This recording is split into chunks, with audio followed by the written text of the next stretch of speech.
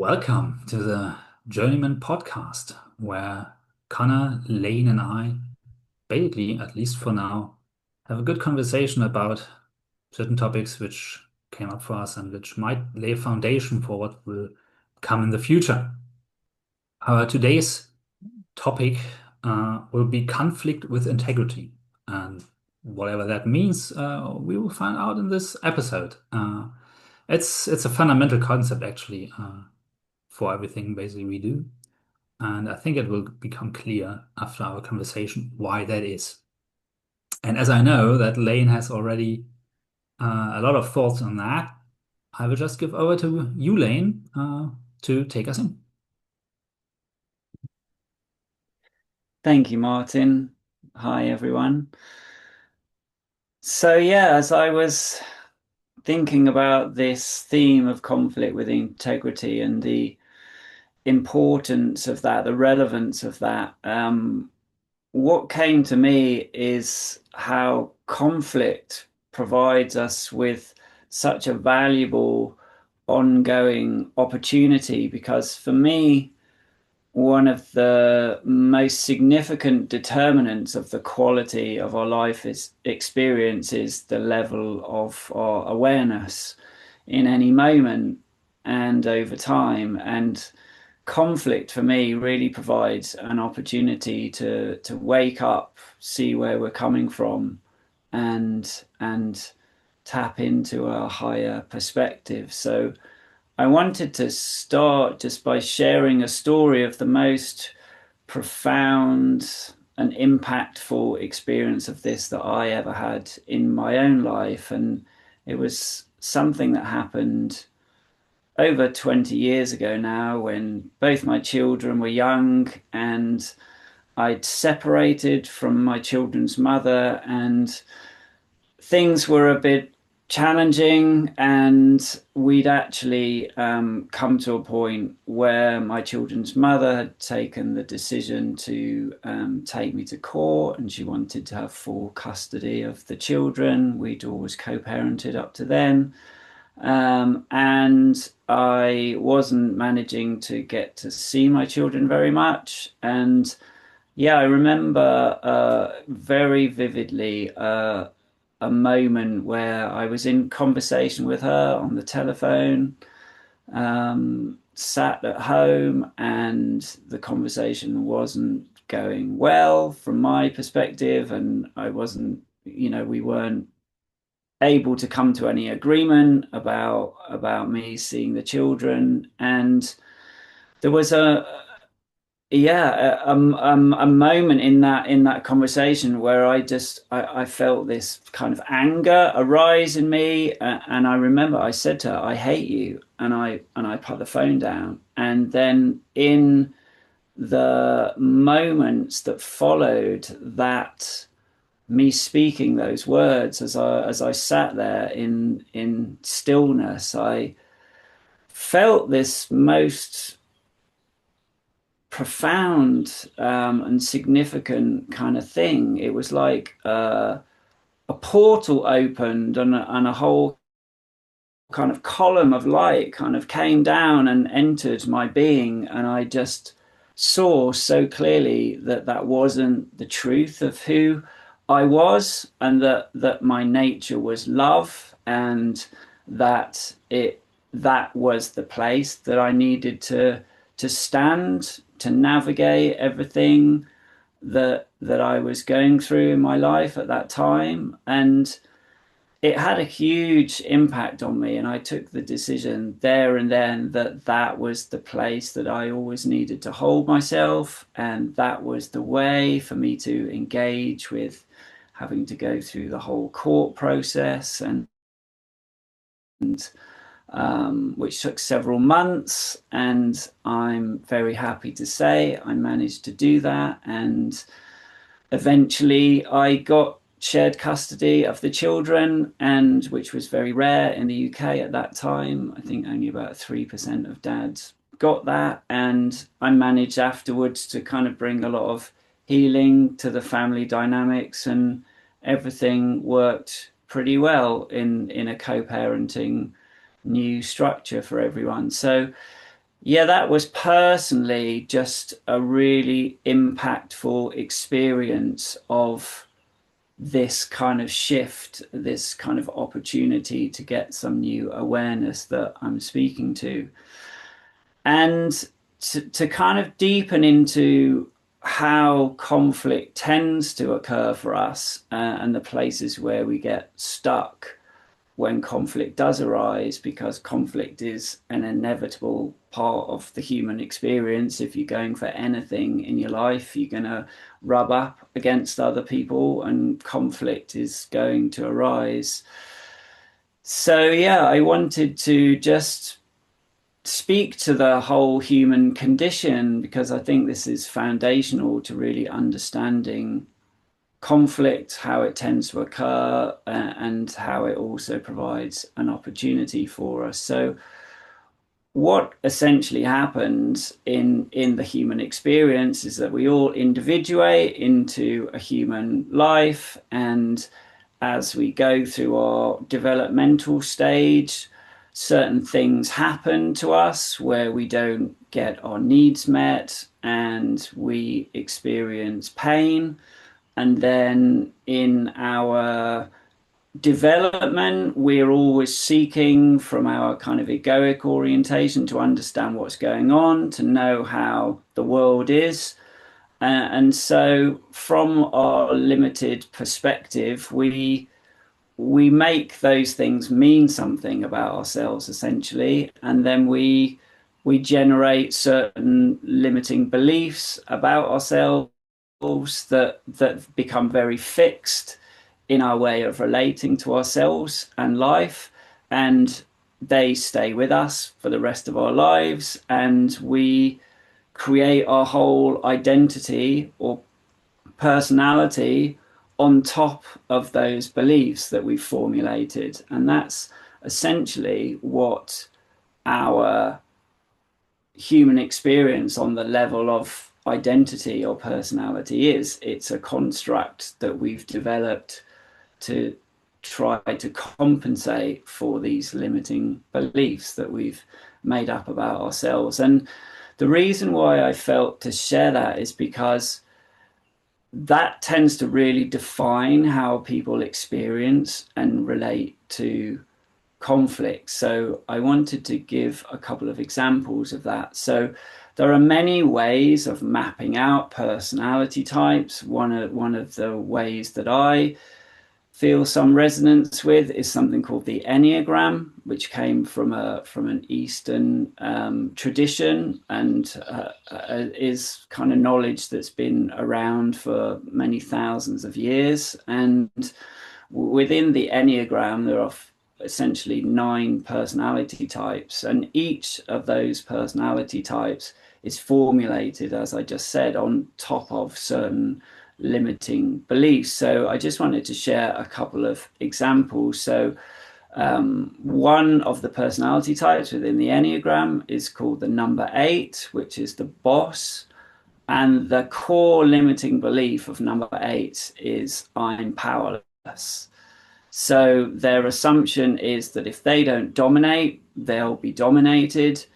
And so their personality, their behavior is to be confrontational, overtly angry, and combative. So you can see how that is going to impact how they will engage with and respond to conflict when it arises in their life. By contrast, number 9 in the Enneagram is called the peacemaker. Their core belief is I'm not allowed to be capable. And so they have the assumption that if conflict or even tension is present, they won't get what they want. So inevitably, they avoid conflict at all costs. So again, you can see how that's going to, show up and dramatically impact how they relate to conflict. So, but that's just on the level of the identity, which is just one aspect of who we are. And another aspect of ourself is what I would call maybe our higher self or true self, where we're actually whole and complete, connected to everything, able to access guidance and wisdom and intuition, connect to our gifts and our talents and our genius. And if we can orient from that place in life, then we relate to everything, including conflict, in a very different way. So, yeah, I wanted to share how there's a way that we can utilize conflict when it shows up to really kind of witness these different aspects of ourself and ultimately be able to shift from one to the other. Now, that story that I shared before, that was something that just kind of spontaneously arose in me. I didn't consciously create that experience. It just happened to arise, and it taught me many things as an example of this process that I'm speaking to now. So in terms of conflict, when it arises in our life, there are certain red flags that show us that we are relating from our identity. So if we feel charged around the subject, or we get triggered by something, or we go into a place of righteousness, or we get really attached to a position. It has to be like this, or we feel like we want to avoid the conflict altogether or withdraw. All of those things are red flags that we're responding from that personality aspect of our nature. And so there's actually a process that you can utilize to navigate conflict, and access that higher state of awareness that I've been speaking to. So the first thing is just to notice what's going on, which is probably the biggest step of all. We, become so unconscious to what's happening when we get kind of triggered and caught up in our own patterns. So the first step is to just notice what's going on. And then once you've done that, the next step is to observe what your kind of charged identity is telling you to do. And very importantly, don't do that. And if you can disengage from that, then the final step is to detach from that and rise, literally rise up in your consciousness and get a higher perspective. And one of the ways that I find very, very effective to do that is to literally visualize, imagine looking down at yourself and the situation from above, and literally imagine yourself kind of elevating and looking down at the situation from that higher perspective, a bird's eye view. And if you practice this, you'll find that when you do that and you shift to that higher perspective, you'll actually access some new perspective, some wisdom, some insight, some shift in your own perspective, in your own orientation towards that situation, and what occurs to you in how to respond to that. And that really will change everything, and gives you access to higher awareness, and which is very much connected to truth and love. And when we relate to life from that place, then the solution to the conflict, which up to that point seems kind of intractable, becomes remarkably clear, and you see a way forward. So yeah, that's something that I felt to share to illuminate on this topic, why conflict is actually a really helpful thing, because it gives us that ongoing opportunity to see where we're relating to life from in that moment, and gives us access, if we use it in the way that I've described, gives us access to tapping into higher states of awareness and then living from them, and done as a consistent practice. I found it makes a huge difference to where we're relating to life from in our awareness. So yeah, I hope that's helpful to you all, and gives you a sense of what can be available to us in this realm of conflict dealt with, as Martin said at the beginning, with integrity. So that's what I felt to share. So I'll pass that over to you, gentlemen. Thanks, Lane.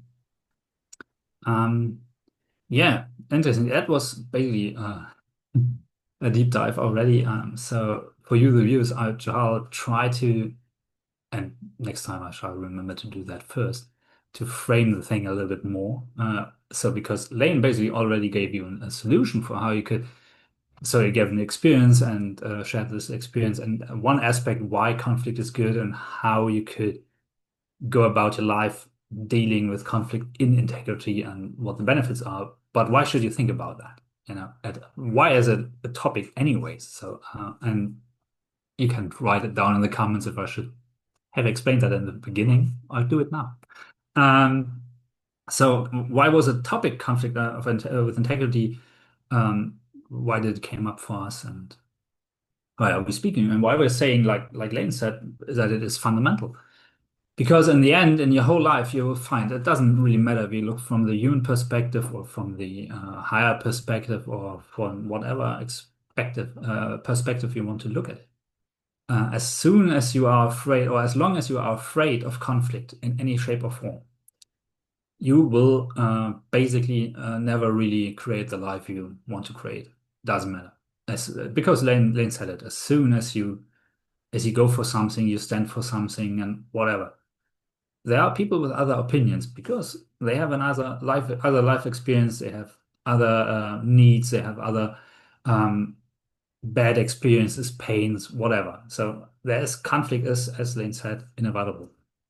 But if you are afraid, if you go like, okay, just no conflict, you will always be the one who gets run over. You will always be the one who has to step back and go, okay, I wanted this, but there's conflict. So that's why we're basically saying it's fundamental to be able to handle conflict with integrity, because the other extreme of just running over people, dominating them, there's a difference between being dominant and dominating, but I will not go into it here. But Lane basically talked about the personal type of the boss in its bad form. There's a good version of that too. So if you just go like, nuclear war on everyone, that also doesn't help. So that's not conflict with integrity. So that's maybe the first distinction or I shout for you guys. So we're not speaking about drama here. Drama is a different thing from conflict, but it gets confused a lot. A lot of people just do drama and whoa, and a lot of screaming. Oh shit, that's not the conflict we talk about here. Unnecessary tension and like all that. That leads to drama. But conflict is a different thing. You do it because there's something you feel is true, even one of your values maybe, or a higher truth or whatever. But you want to stand for something, you want something, communicate it, and someone else stands in the way in any way, shape, or form.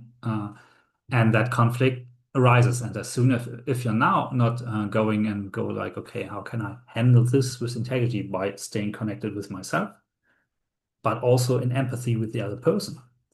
Um, well, there will only be destruction, and in the end, no one will be the wiser. Everything goes like this, and you might fall over and you never get what you want. So, because then you only get what other people, and there are not only good people out there, want you to have. And that's not a way to get a happy life. So, that's why we're talking about that. And Elaine, with his example, also alluded already about a few things. I just want to give a little bit more pointers, and then I let Connor riff on off of those. So as I said, it's very important empathy. It's very important to stay connected to yourself. Lane described it as this. He had a realization, hey, I want to stand for love. That's what I want to stand for, and not for this shit. So how can I stay in contact? How can I go through that conflict, but still be connected to love. That's a very important thing. Um, and that's basically the difference. If you are staying in empathy, that's the difference between a conflict being healing for everyone involved, or has the potential to be that, and being destructive. And I just let me just tell you one example of my life where that was happening that maybe frames it up even more why it's so important. So I was on a so-called vision quest. I was set in Sinai for a few days and no food and all that.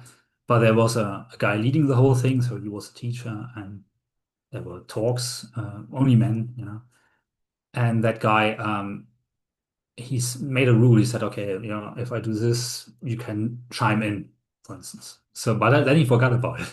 So he had a conversation, and I was like, oh no, I disagree, and you forgot something. Something is misrepresented. So I spoke up, which led to a conflict because he had forgotten that he has given everyone the allowance to do that. So there was like, oh, you asshole, whatever. So he was emotionally charged. That's the ego perspective. And I was now, weak knees and go like, oh shit, there's a conflict. But I needed to, I realized, no, I have to speak up. So I took him to the side, very important, and go like, and he was like, oh, and I said, yeah, because you said this. That's why I did it. That's so very calmly, but holding my viewpoint and just speaking about it. So he came down from this emotion. In the end, he thanked me for that because he said no one usually stands up to him because he always goes like "Mm," when everyone runs away, basically. So in the end, not only everyone else got served, so I got, you screamed at me for no reason. So he said, I'm sorry. The other people realized, saw how that happened, and he openly stated before everyone else that now he was become aware of a pattern in himself, as Lane also just alluded. And just me standing up to him, going into that conflict, not avoiding the conflict, was what was necessary for him to be able to heal himself. So that's why the conflict became healing, but only because, like Lane is described, I was able to not come from ego or from hurt feelings or whatever, but from, okay, what's true here and what's my end goal? I want to just have clarity. And that's a big difference. So I hope me pointing out these frames a little bit from left to right and all that just makes clear why are we talking about it? Because as I said, it is my opinion, and I know the other Lane and Connor agree, otherwise they will just speak up now. If you can't do that, that's one of the fundamental things. If you want to get somewhere in life, be it as a human, be it as in your spiritual development, you have to lose your fear of conflict. You have to realize that if done right, it's healing, it's opening up. It's a good chance, one of the best chances you get to get to know yourself, and it's as long as you stay in empathy and connected you will not just, you know, do destruction. That's very important. And with this, hopefully giving you a little bit more of a frame, I will go over to Connor so that he can chime up on this and maybe correct me on things I saw wrong. So, Connor, over to you. Thank you, Lane, and thank you, Martin. I'd like to start off by saying to pick up from what Martin had said about know thyself. Know thyself in one's own development is very important. So knowing about where one's limiting beliefs come from, and as Martin had said, as Lane had said about the Enneagram, it's a very useful tool in order to know thyself and where one's limiting beliefs are coming from. So often when a conflict arises, there's a limiting belief that comes up. Um, for me, there's a people pleaser. So people pleaser is what um, somewhat a peacemaker. Doesn't want wants to avoid conflict. So in order to people pleaser is more likely to say yes to anything and to avoid conflict rather than stepping into their truth. So to have peace is more important than to have truth of one's own truth. And in my own journey, I've learned to be more in my truth, and because I know that shadow aspect of or my limiting aspect, I know that, and this has been spoken to already. I know that um, where when I'm in a conflict, I know that's where I'm coming from.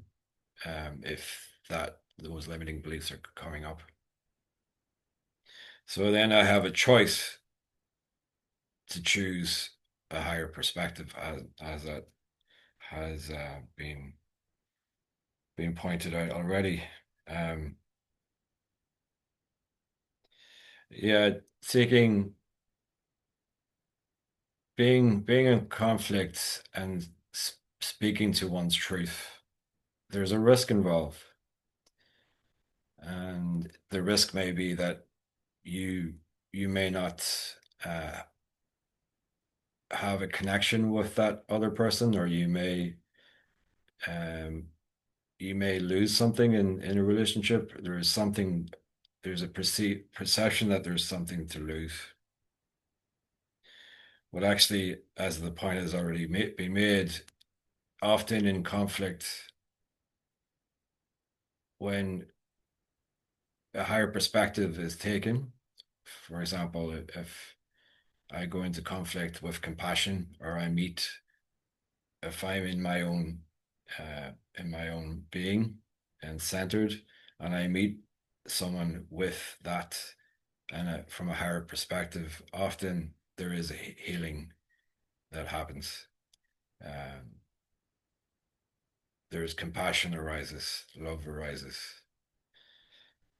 There's an example. I can't quite think of this lady's name, but she was a doctor in during the Afghanistan war. She was from the West, and she found it her truth to go to Afghanistan during the middle of the war, and when the Taliban were there, and everybody was telling her that any it she shouldn't go. It's impossible. The Taliban are renowned for uh, not being very respectful towards women's rights, and as a woman, she wouldn't be able to get very far. So her mission was that she wanted to set up a hospital in Afghanistan. So she, through her contacts, bit by bit, she met with one of the leading members of the Taliban and had a meeting with them. And they sat down and they discussed what she wanted, and because she was coming from her heart, and she recognized that the other person, the man had the leader of this organization this section of the Taliban, she recognized that he had a heart. So when they met with that recognition, she was coming from that energy. She was able to get what she wanted. So despite the conflict that was happening around her, that and the conflict of people telling her that she wouldn't be able to get what she wanted, she was able to well with communicate with this leader of the Taliban and get a hospital uh, built. Even all of the soldiers were able to help her in that. He even ordered all the soldiers to help build that hospital. So, like, there's always a risk there, but once you've face into that risk, it's often one's own illusions. So, and there is often a good outcome of healing. So that hospital, of course, was able to heal a lot of people and physically, and that was a really good outcome from that. So the points that I have much the same points as Martin and Lane have made already, and so yeah, so I'd just like to finish on that and thank you all for um, viewing us today. I'll see you next time. Thank you. Over to you, Martin. Well, let's see if we already finished, but I see that Connor is finished for now. Thank you, Connor. Um, yeah, there are a few points that came up which I might add something to, but I think Lane, if you want to just give me a nod, if you want to add something more, then I will give over to you. Just no, Lane has nothing to say also. Okay, so then I will might bring it home. So I mean, first of all, guys, thank you for watching us. Basically, also as you might have already found out, we are still trying to find ourselves in this kind of format. So each and every one of us, just stating that, is not used to being in this public space, but we're doing better. So feel free to comment anything you like or don't like or suggestions.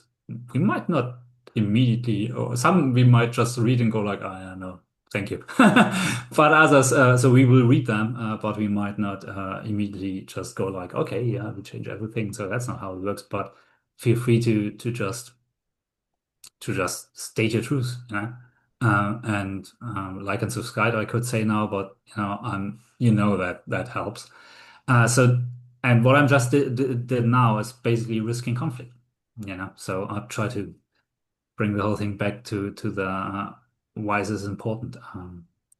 And those are the points. I mean, we just had a few examples. Lane gave a very good example where it was helpful for him to realize to not go into drama, but instead of into conflict for his children, basically. Connor gave a good example of a woman in Afghanistan, a very high stake game. I mean, yeah, of course. I mean, that's big stuff, but it starts small. Very important. You don't have to go to Afghanistan to train conflict and integrity, and it's only also not necessary for you to have a better life to do the big conflicts. Important are the small ones, actually, because it becomes a habit. So if you, for instance, you're in a relationship of any kind, and you go like, okay, I don't know, your husband or wife, they always want to eat at a certain time, but actually that's the worst time for you to eat. Well, risk the conflict by just telling the person, and as Connor said, of course, we always fear, okay, well, people might not like me, or they will leave me, and to be frank, that might happen. But then that's exactly the healing that is necessary, because no one is on this planet to be liked by everyone. That's just the truth. And as long as you're not stating your truth because you are afraid of conflict, afraid of resistance, afraid of someone not liking you and all that, and if it is true for you, you feel that. You're just basically cutting off both of your own legs, and then you should not complain if the life is not how you want to have it. And it hasn't even anything to do with higher spiritual learning. It's just your life. Go like you're an adult. Adults state their truths in integrity, so in a manner that is not like which is, and Connor and Lane gave examples of that. That's actually the distinction between drama and conflict. If you feel like, wow, you have all these red flags that Lane alluded to, now you're engaging in drama. Now you're coming from from the hurt place, from your ego, whatever, and that it's automatically makes it drama. So take a step back, recenter. Look if it's really necessary for you to be in conflict now, because you don't say you have to search for conflict. That's stupid. It's the same like, there's a lot of stuff in the world going on. You can't change everything. It's stupid to try to fight always everyone, anyone, or whatever. That's drama.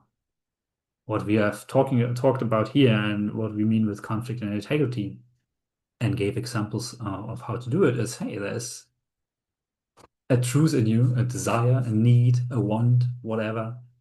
It might be something from your higher calling. It might just be, hey, I want this kind, I would like to share an ice cream with you, and to go for that, you have to accept that there might be a conflict coming up. And as soon as in some part of you, you go like, oh shit, I want to avoid conflict, like Connor said, as people pleasers like to do, for instance.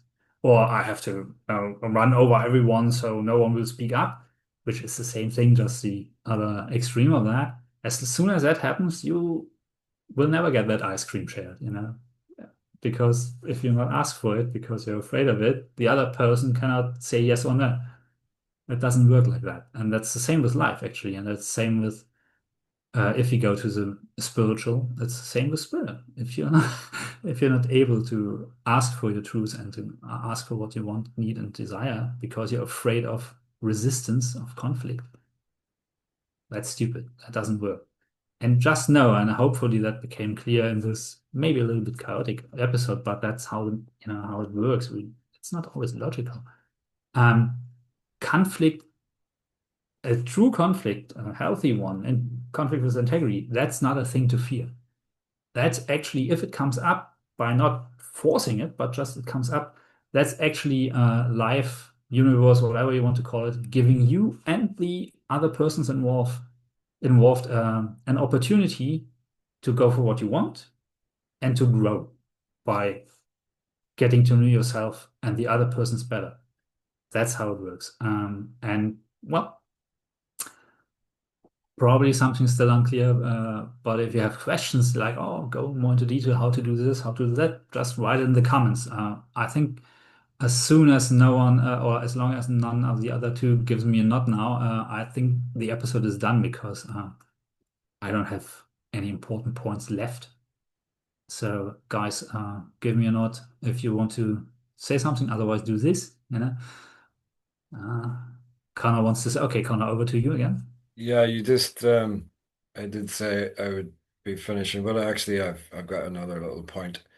Um, so if two people are in conflict and they're both coming from their limiting beliefs, their child, which they got as children, really, if those two people are there and they're adults, they're coming from their childish beliefs.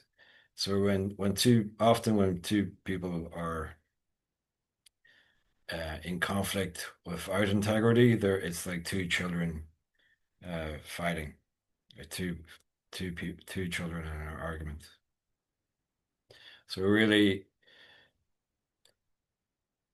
conflict with integrity is being the adult in the room and being able to take a breath and go and see the higher perspective and use the higher over the lower. So use compassion over fear, love over fear. And it's a practice. And practice makes perfect.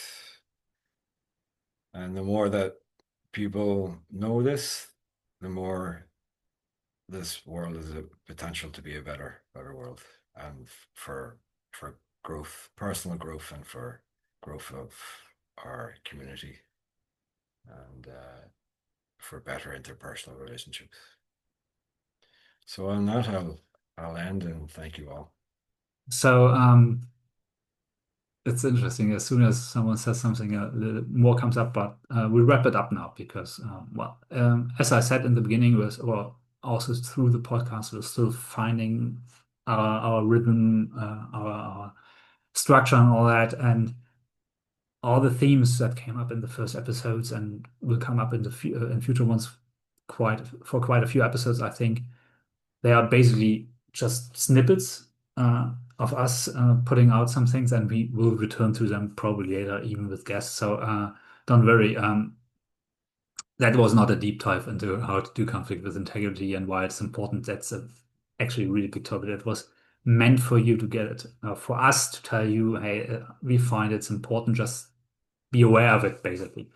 And I think we achieved that, hopefully. So with that, I say thank you for listening and watching. Goodbye. The next episode should be coming again, we hopefully 6 weeks after this one, whenever it is, and might be a week earlier or later. You know how it is. But I really appreciate you watching. Again, comment if you want to, give us feedback, do the like button and all that. And with that, we're off. Goodbye and have a really beautiful life.